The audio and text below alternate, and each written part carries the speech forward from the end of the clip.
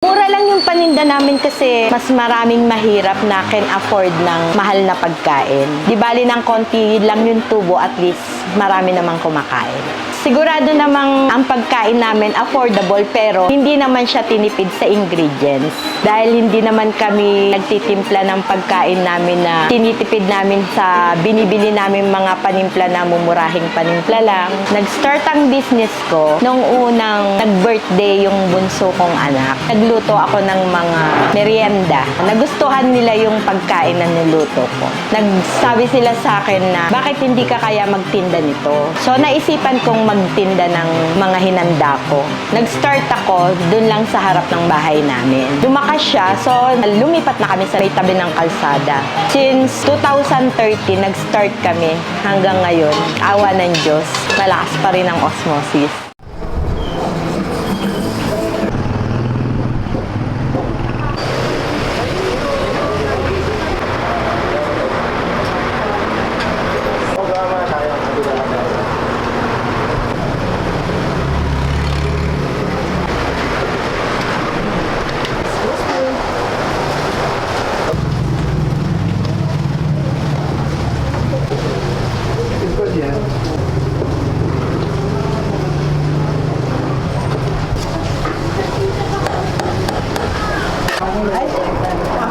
Hindi, yung nakagul naman sa pagkain lang. Sabi, Di piprituhin pa yun. Nagdulo?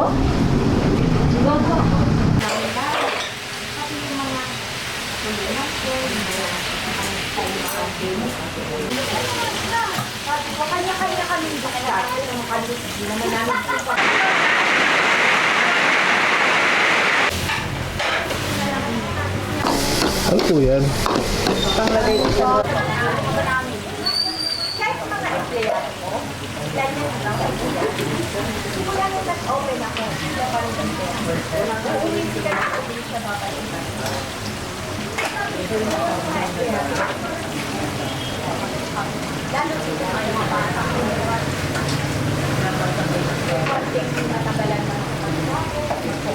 All around pala kayo dito, ma'am.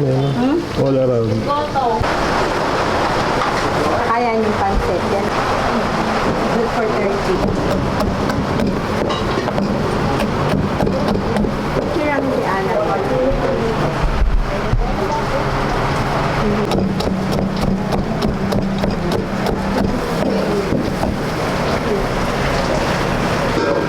Pakitaan mo ng ano, pati yung dalit. Sanay ako nito eh. Ang mga anong daliri. Sanay ang mandori.